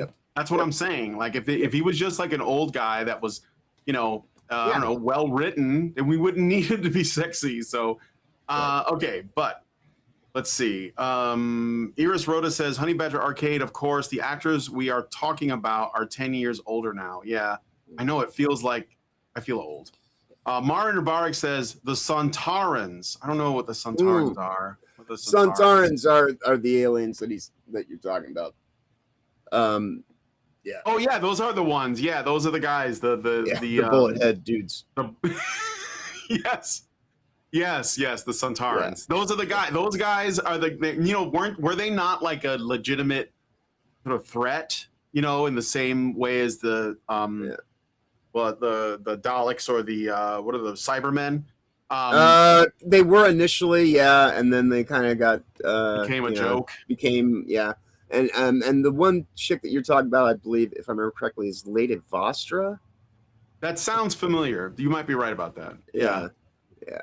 All right. Iris Rhoda says, didn't like the impossible girl trope. Clara was better with Capaldi than Smith. A Smith comeback should have Amy, etc. Yeah, that's the reason why Capaldi was my favorite, is because the whole conversation he has with Clara, where he's just like, not your boyfriend. Like I'm this old bitter dude, and you just have to deal with it. Like, that's not what this is anymore. Like, get that out of your head. Yes. It's great. Iris Rhoda says Moffat's last season, Bill Potts, was bad. The only other bad thing I remember from his era was Kill the Moon, and Capaldi's acting pretty much managed to carry the show. Mm-hmm. Yeah, he's a good actor. Yeah. Frank Blaskowitz says Amy and Rory were done dirty. Yeah. Let's see. Iris Rhoda says Jody's "I got an upgrade" line was the last straw for me. I tried. Mm-hmm. Mario Rabarek says, "Isn't Matt Smith playing the best character in House of the Dragon?" I know he's a villain. I don't know. I don't watch that show. All right. Thanks for all of that. We got to move on. I feel like it took a while. That was good. We consumed some time talking about Doctor Who, but we got to move on. So let's talk a little bit about music. We're going to look at Green Day. Hey, it's an American Idiot, everybody. Yeah. So you guys know that earlier this month, Billy Joe Armstrong, who's the frontman for Green Day, stated that Green Day is, quote, not a political band, end quote. So they're not. Newsflash, guys. Green Day is not political. Okay. The comments came in a recent interview with the LA Times conducted with Armstrong, Mike Dirnt, and Trey Cool while promoting the band's new movie, Nimrod. So they got a new movie coming out. Armstrong reflected on the band's early career around the Dookie era, and he said, quote, "We are not about politics at all, even though we came from an outspoken scene. It was just a really crazy time," end quote. He noted that the overtly political turn in 2004 with his song American Idiot, which was inspired by 9/11 and the Iraq War, came out of nowhere. He described it as coming, quote, "with heart and from a place of total confusion about why the world is changing and this dark and ugly place," end quote, adding that it, quote, "rings true, especially right now." So he's still political. Quote. He clarified this distinction. He said, quote, "We're definitely outspoken, but the songs are very personal and documenting where you're at in that particular time in your life," end quote. He stressed the importance of heart in their songwriting over being labeled a political band. In the same interview, he would also praise the 2026 World Cup, saying that he felt really proud of America and that the World Cup did more than the UN has done in the last 20 years. That was a really beautiful thing, end quote. That's true. But the UN is actually like the UN is actually like evil and satanic. So I guess it's a low bar to cross to jump, but yeah. So I just thought, remember, and this is the thing that I think is funny about this. Green Day is a punk band. So, these are punk bands. See, punk bands are anti-establishment, which in and of itself has an inherent kind of political, kind of like Rage Against the Machine, Right. And so you can never really say that they don't have a political aspect to them, because that's like the whole, like, if like what? How are you even making this argument? How? Like, are you? Because you're either owning up to that you were just wearing punk for the style and the fashion and to try to platform yourself, and it really wasn't about anything, or it was about the thing, and now you're just trying to say, oh, but don't hold me to the thing, that it's like, dude, fucking A, what the hell? You're a sellout now or then. Like, either way, you're a fucking sellout. Fuck you. Like that's best case scenario. Worst case scenario, you're a delusional fucking activist who can't be just honest with yourself or anyone else, like as you descend further into like your own gaslight hype. Yeah. Is it just me, or is punk music itself, like popular punk music, a little bit of I guess it's always in danger of becoming an oxymoron of itself, because punk was supposed to be music that's bad on purpose, right? Like bad intentionally, okay? And I mean, not it's like data of listen music. to it so bad. Like, I know there's like stuff that can be like really hard to listen to, but it's supposed to be music. It's kind of like anti-music, I guess. Yeah, it's like the Dadaist movement of music. It's like, it's like it's supposed to undermine like But like when the Clash does it, or the Misfits, the Ramones. When the Ramones does it, you can tell like, oh yeah, this is punk music because all their songs sound the same. Right. And there isn't much going on, but it's also really easy to play when you're young. Right. So like, it's you more can about do the punk. energy release. You can get into it right away. Yeah. But when you make your music, in order for you to become popular, your music should be like catchy at least. And so bands like Green Day got really big by making music that was actually good. Like I don't hate Green Day's music. Right. I just don't agree with their politics. Oh yeah, no. I have the ability. I have a great Yeah. ability to actually listen to songs, separate from the singer, because sometimes they're not the ones who wrote it, and even if they did write it, it's like, hey man, you can write a hell of a song, cool, but like it doesn't necessarily mean that I'm going to listen to you on like and take everything you say as like, oh my captain, like yeah, fuck that noise. Yeah. So it's just kind of an interesting oxymoron because when I think about the most popular Green Day songs, they just sound like pop music, maybe rock music, not necessarily punk music. Right. But then you could say the same thing about all the other bands too, like the Clash. Some of their most well-known songs are their most like, let's say mainstream.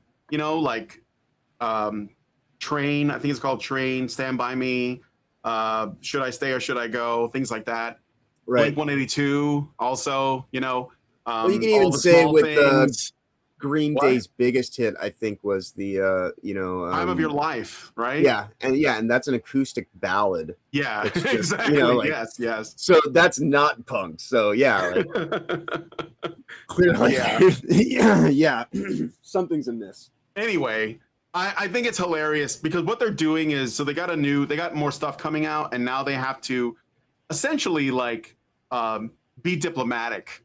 So they can't just shit on half the audience that probably listens to their stuff, especially because probably a lot of people who they would disagree with politically like their music because they have like kind of a, I don't know, like I don't want to say it's the new punk, like that's cringe, but like they have a more, let's say, independent libertarian side to them.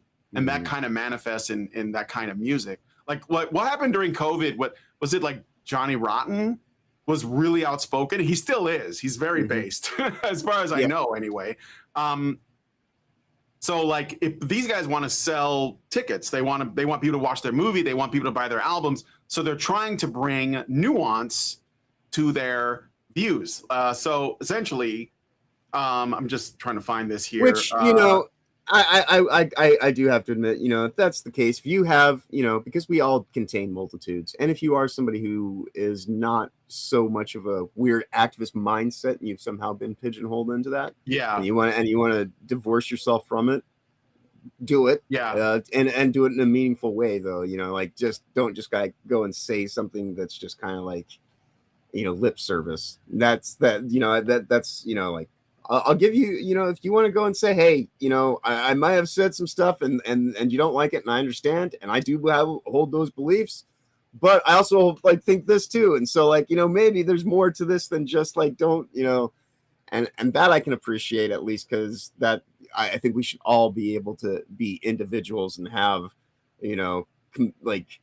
conflicting viewpoints and perspectives based on our own experiences and things like that. Because again, that's that whole thing about like what I was saying about J.K. Rowling, just being able to see a situation for what it is, because she wasn't being educated or messaged to. She lived through something, and like so we even as they say, broken clocks right twice a day, right? So I don't know. I applaud their effort to try to give themselves the best path forward on a They're doing business damage standpoint. control. But I don't really fully believe it. Yeah, it's fine. Like just like it starts to just admit that you were wrong about some stuff. That's all. Yeah. All right, let's see what you guys are saying in the comments here. So let's see. Ears Rhoda says he's not a political man. He's a political wet wipe. Master Goa says, I love it when all these musicians sell out to the machine. Yeah, they become raging in favor of the machine. Right. Or on behalf of the machine. Yes. Mario Barik says, Offspring is better. Then Zerank says, Offspring kicked out their drummer over COVID. Why? Because he wouldn't get the vax? Is that what it was? He wouldn't get the jab? I like Offspring. I like Green Day. Their music, that is. But I mean, is that the reason? That's kind of fucked up. Yeah. Iris Rhoda says Offspring, Blink, and Sum 41 are all better. Of those three, Offspring are by far the better live band. So you've seen them live, eh? I've never seen any of those bands live. Iris Rhoda says, I can't stand Billy Joe singing. You're supposed to use your mouth, not your nose. Master Goa says, Offspring has one song I like. The Kids Aren't All Right. That's a good song. I always get hype when I hear it, but Pretty Fly for a White Guy, Self-Esteem. Yeah, there's a few there's like if you get into a good consistent road groove with some Offspring songs, Come Out and Play, Good Friends.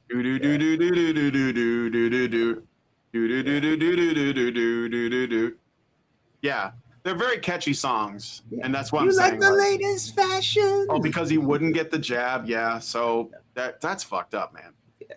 But you know what? COVID made everybody crazy. Yeah, COVID was a really good the litmus test. It was the litmus test. That was the reset, and that's why at this point in time, I don't really even. I mean, it's sad that like the politicization aspect of it has kind of exposed itself to some degree, but you can find people that actually do exist kind of beyond, their political programming because of the litmus test that it was, because that's really what it is like, are you so indoctrinated that you're just going to keep going with the thing, and so it's this is the best thing in some ways that could have happened, because it's just like the overreach broke some people's minds, and other people fell in line, and other people are actually just kind of like so the drummer got kicked out. I'm just looking at the chat. I'm sorry, John. Yep, no, it's good. It wasn't because he didn't get the jab. It was because he couldn't get the jab. Zering says Offspring's drummer couldn't get the jab. His doctor warned away because of G syndrome. I don't know how to spell it. Gal, yeah. Oh God, Jesus. I used to say it all the time because I worked in the doctor's office. It's hard. Oh yeah, Why Don't We Get a Job was a great song. Yes, the Beatles parody, but so is almost every Oasis song. Oasis? You mean Offspring? Oasis isn't a punk band. They're trying to be the Beatles. Tim Pool had him play drums on 2 of his songs. Oh, I think the name is Pete Peralta. That sounds right. That's awesome. Yeah, that's cool. All right. Thank guys for your comments. Let me know what you guys think. Is Green Day political? Janine, I think it's Janine Barr. Janine Barr syndrome is what the thing that they're talking about.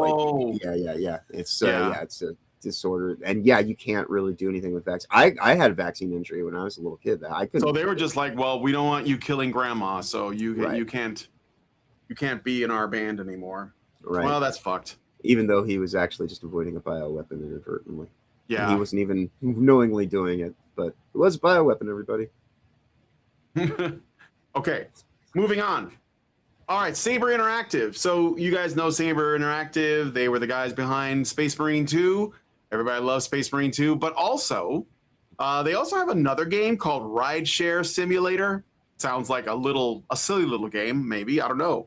But there's a little bit of a dust up that happened surrounding this. So former Saber Interactive lead writer Stella Sacco, publicly named on Blue Sky, so you know where this is going, it's a Blue Sky account, that she was replaced by ChatGPT midway through development of the upcoming rideshare simulation game, Rideshare Simulator.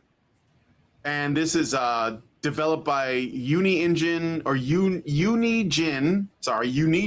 and published by Saber. She said she had been the lead writer, that Saber shifted to AI for the remaining text, including planned live updates, and that all passenger voices were AI generated. She also noted the game's Steam page initially lacked any generative AI disclosure. Sacco had previously referenced being replaced by ChatGPT on a project in a December 2023 Facebook post. Saber initially denied replacing any writers with AI, stating the main story was written by real people, that their writing staff had grown, and that AI was only being used in limited ways. For example, experimental free ride mode with infinite/random passengers requiring LLMs for dialogue variety plus tools for NPC behavior. They emphasized AI as a long-standing tool at the company and that no employees needed to fear replacement. Saber Interactive CEO Matthew Karch then escalated with a pointed public response shared with outlets like This Week in Video Games. He dismissed Sacco with lines including, "Stella who? I had to ask Claude because I have never spoken to her or seen her. She was replaced by someone more talented and terminated for a variety of reasons a few months later." He accused her of violating a confidentiality clause by revealing AI use early. Looking back, quote, he said, "I would frankly, in retrospect, have been happy to replace her with AI. At least we would be dealing with someone programmed to be honest," end quote. Ouch. Karch confirmed AI use in parts of the game, which they plan to disclose once features were finalized, and framed it positively for a lower priced title and for enabling infinite passenger variety. And that makes a lot of sense because I guess the idea is that you're going to if you want replayability, and in a service mode, Saber later updated the Steam page to disclose AI for voice generation, some localization, and optional AI-generated passenger missions in a free ride mode, which is skippable for those wanting only human-written content. The main campaign story is described as human-written. So there is a main story, and then there's essentially infinite gameplay that uses AI voices. Right, that's built on the matrix of the main writing. So that it's Sacco, the woman who was fired, dismissed, pushed back, calling Karch's statement remarkably pathetic, insisting her account was accurate and arguing the company was trying to have it both ways on labor versus AI use. The exchange drew significant coverage and backlash focused on Karch's personal and dismissive tone, the initial lack of Steam AI disclosure against Valve guidelines, and broader industry debates over generative AI replacing creative work. So this dust-up started, I thought it was kind of funny, because the lead writer tried to mock him for using AI, but he said he didn't know who she was. So this is kind of like how this started off, because this Stella person is an activist, Stella Sacco. She's on Blue Sky. She's woke as hell. And he probably didn't think that she was worth the trouble. She was a narrative designer and game writer. So I want to see what else she worked on, because I thought there was something. And narrative design these days, because this is, I've mentioned it here before. This is goes in the deep lore of this channel, because that's the thing that I was in college for, actually, specifically. And people were like, "Oh, you should be here, you'd be great as." And that's when I first heard all this stuff about the, let's talk about the human experience and putting inclusivity into all this kind of stuff, it was exposed through the lens of that kind of approach that they were doing. And so I don't know, this is I'll let you continue. I don't want to go on a tangent. I say I'll let you continue. All right, no. I just look. I think it's hilarious because essentially, okay, let's tackle the AI thing first.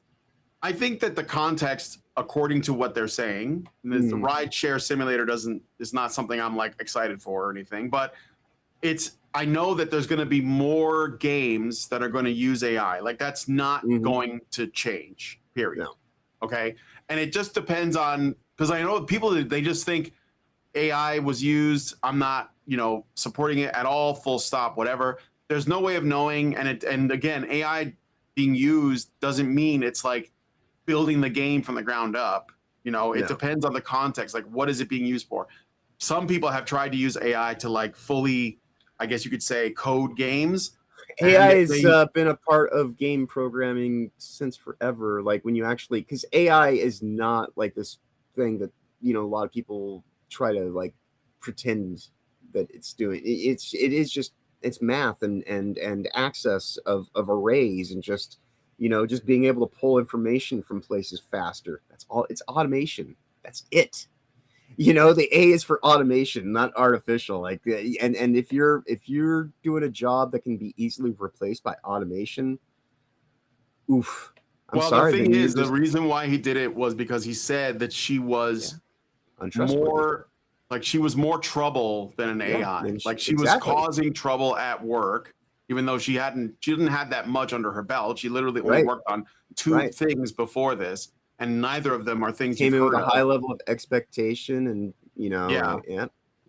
And so he was like, well, and again, for what they were using the AI for, if it's true, I think that the idea of like you're playing a rideshare game, right? And they have it has like a main story, whatever that is, a main gameplay loop, and in that there's pre-recorded voices of actual people that are playing your ride sharers. I guess I don't know what the game is about or anything.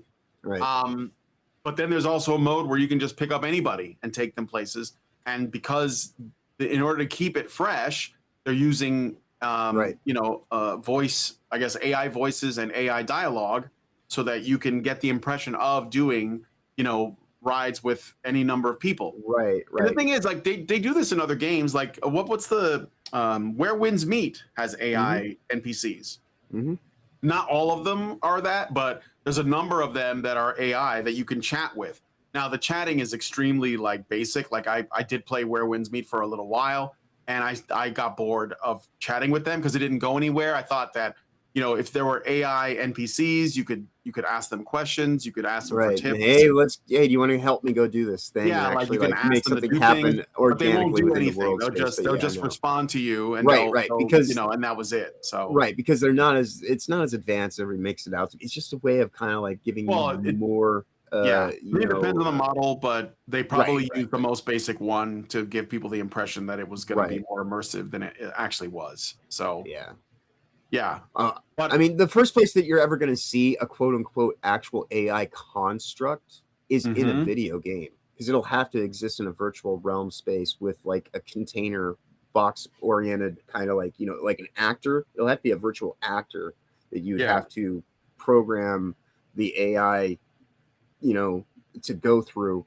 to act out just to even beta test the concept. So, I mean, there will always be AI in gaming, because there's got to be AI, like all this stuff, everything they're planning on doing here in reality that I do take some issue with, because it is going to lead to the cyberpunk dystopia hellscape future that we were mentioning earlier, amongst all the other things that go along with it that make that happen.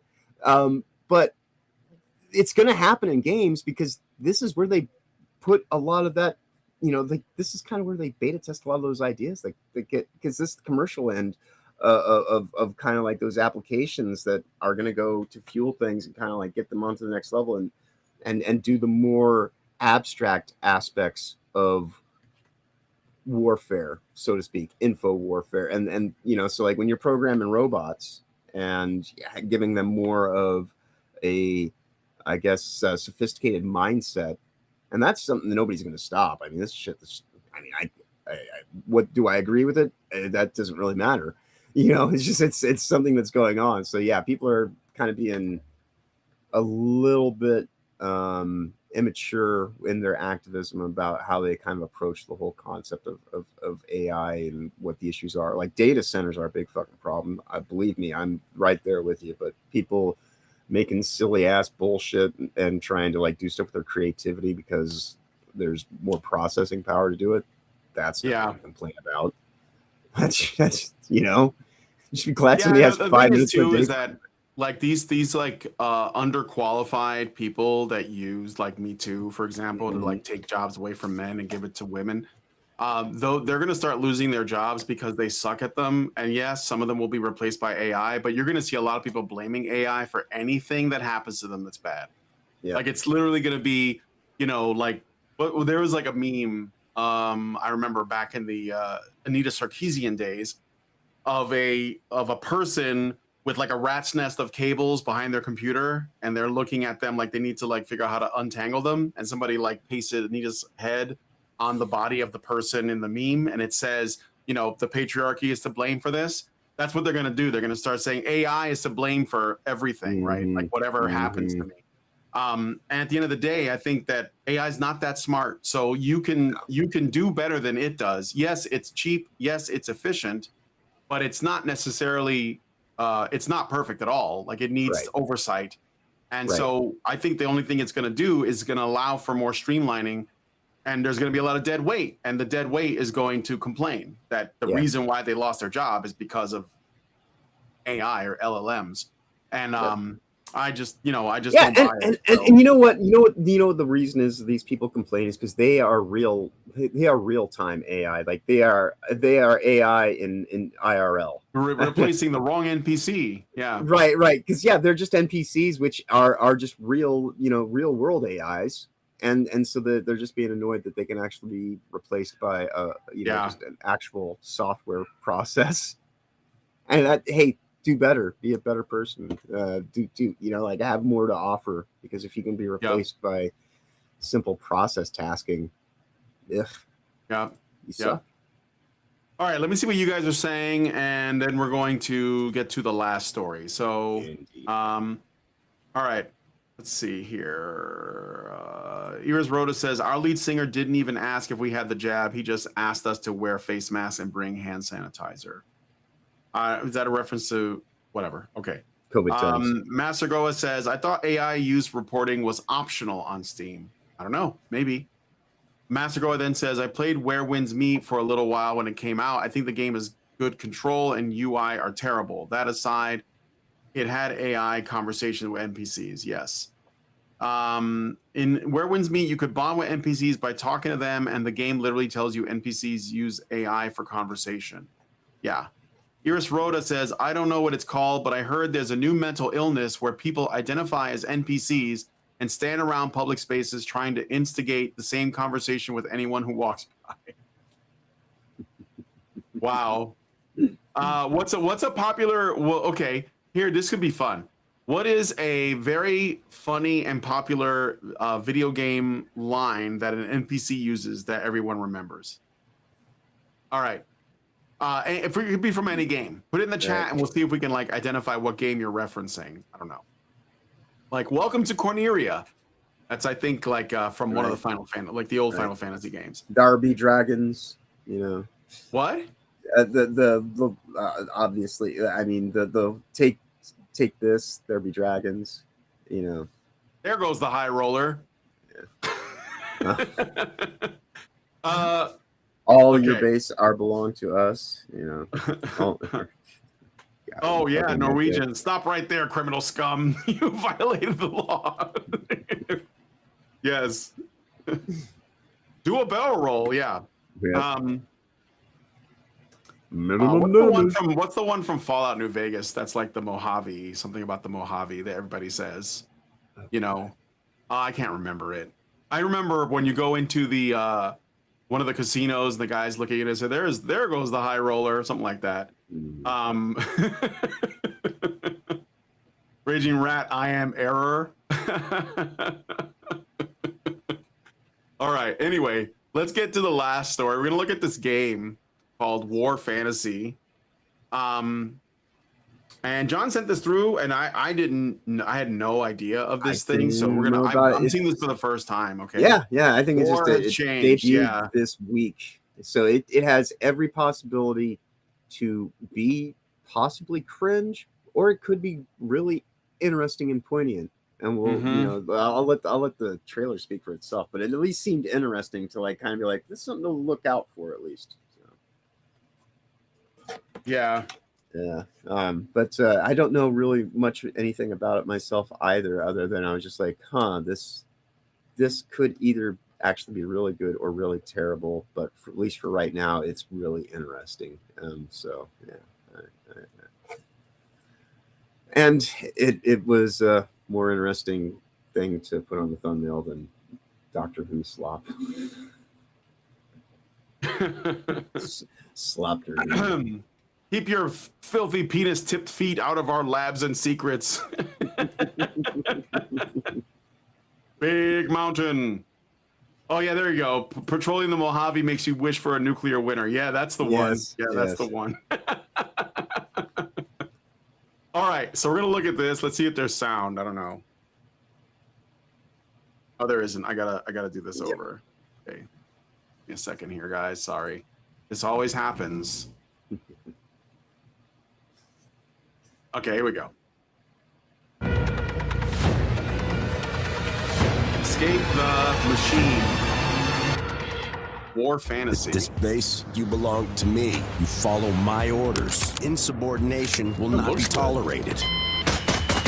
I want a body count, and you're gonna give it to me. Dinner's ready. You're gonna run this drill until you get it right. Wait, what? Imagine I don't care about the subject matter. I care about user engagement and retention. The modern battles. Like I say, it could either end up being very cringe or very cool. I don't know. Could be interesting. Yeah, exactly.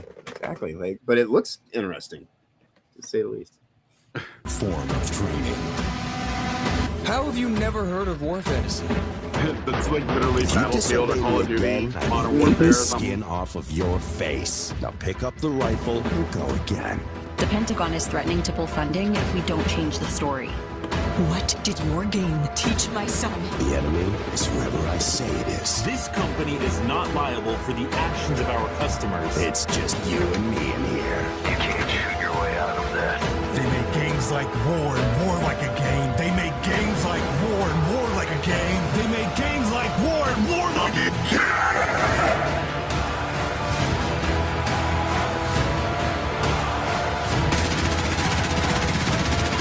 You know it's just harmless entertainment, right? When this is over, you'll thank me. Yeah.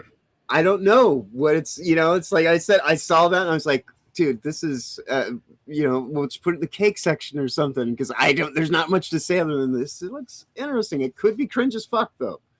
It could turn into like a complete message fest, or it could actually have something interesting to say. I don't know. Never played Stanley Parable. Stanley Parable, I own. It's not too bad. Because it plays around with like tropes and stuff. Just kind of like hackneyed writing concepts and things like that. So like I say, this could. I don't know. This could be interesting and actually do and say something really cool, or it might end up just being a message fest that just becomes like one of the most cringiest cringe things that it tries to say a message that because like the whole thing about gamers being programmed to be mindless soldiers, they've been saying for a long ass time. So depending on who is responding that, if this is something that somebody's doing because they have a passionate thing to say about that. Okay, so like Spec Ops: The Line. I know about the game. Never played it, but it was like the anti-war game that played as a war game. Like they were trying to like do this big like reveal, like, oh, war is bad, dude. Do you see this? Like. So like I say, this has every possibility. It rubs me the wrong way Yeah. when you do that, because when they do that. Yeah. So if they're saying this is essentially Stanley Parable meets Spec Ops: The Line. So yeah, it has every possibility to be a message fest then. Yeah, I might have to follow up with this. But later. yeah, like either way, it was something that I was like, I want to get on this now because I know like one of the things I pride, I don't take pride in much, but I do at least one of the things I try to like do here with you is get things out early. No, like, it's fine. I'm glad that you looked at it. Yeah, and that's what I'm saying. That's what I'm saying. Because this is just one of those things where it's like, this just came out of nowhere, and it's like it'll be at least interesting to see where this goes because I don't know yet, and we've done that before. I don't know either, but I think that we're going. Yeah, I have my concerns, but we'll follow up. Maybe it's another. I'm gonna look at the. But yeah, my immediate thought though is like this seems like this is probably going to be a message fest is my immediate thought, but it does look interesting. It could surprise me, but yeah, my thoughts are kind of like yours with like just knowing what I know about Stanley Parable and evidently what you know about Spec Ops: The Line. which like a retelling of Heart of Darkness or some shit, like, you know, there is every possibility this could end up being extremely cringe. Cringe. Look, well, my main thing is this. I don't want to. I'm going to take an issue with this if it turns out it's one of those games that is trying to show you that playing video games makes you violent. Right. That's and that's what I mean. That's what I'm getting from this. Right. I'm hoping that it actually, you know, goes and points out that it doesn't matter how much you actually play video games, like there's no amount of quote unquote programming. Why would video game developers want to discourage people from playing video games with a video game? Right. I don't know. But anyway, yeah, that was War Fantasy. Let me see what you guys think about this, and we got to wrap it up because we're over time. So, let me see what you guys are saying here. I'll look at some of these other comments about NPC dialogue.